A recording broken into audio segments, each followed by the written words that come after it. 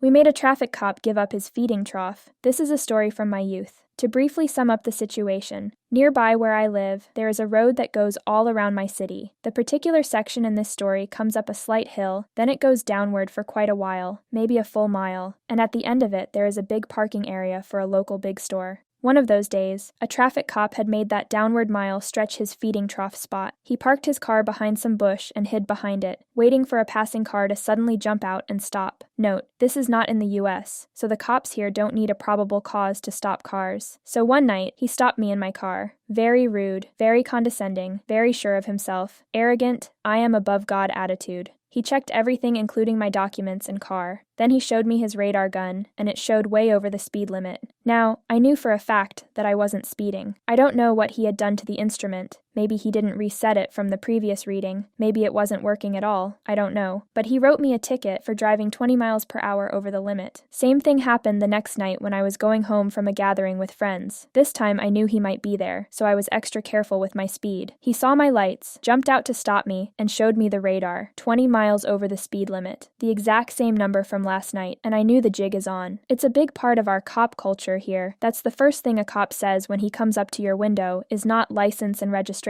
it's you're speeding, what are we gonna do now? And most people prefer to give the cop some part of the ticket's value instead of paying it to the state in full. This cop has made this spot his personal moneymaker. I knew that I can't prove anything or do anything about it back then. Remember, this is not the US. It comes down to my word against his. It would always end with him winning in those days. Exceptions were truly rare. So, I knew I had to get him another way. That weekend, I gathered my friends, and we cooked a plan. We waited for the evening, and I was ready at the start of the stretch. We confirmed the cop was again there, and we began. I drove down. He stopped me. I said, "Good evening, Officer Mike." He looked at me and said, "We know our lesson now, do we?" I nodded, gave him a 20, and he let me go. I drove to the parking area, parked my car, jumped in a friend's car. We went out of the parking area, made a U-turn, drove the mile back up the hill, and switched places. I then drove down again. He stopped the new car, came to my window. I said, "Good evening, Officer Mike," with a 20 in my hand. He was stunned and just waved me to go. I went to my friends. We laughed for several minutes. Then I got into yet another car, did the same drive and the same switch. This time, he didn't even come to the window. He shone his flashlight, saw it's me, and waved me to go. He knew me now, so I had to up my game. Wigs, scarves, hats, hoodies, even a fake mustache, all went into play. He stops me, flashlights the masked me, walks up, hears "Good evening, Officer Mike," with the 20 in hand, and waves. One of those times he actually asked me, "What are you doing? Don't you have something better to do?" And I said, "No, Officer Mike, we got all weekend free." 11 times we did that, in the span of like 3 hours. On the 12th run, he wasn't there anymore, and I never saw him again. I wish we had camera phones, dash cams, and GoPros back then. It would be so much easier to load my car with cameras and annihilate his ass in court, but I don't regret it much. It definitely wouldn't be so much fun. Edit. After reading some of the comments, I feel a clarification is required of me. We didn't give him 2011 times. He wrote one ticket and took 120. The other times he just waved us to go. We thought the reason he went away is because he felt uncomfortable with us knowing his deal, and was afraid we might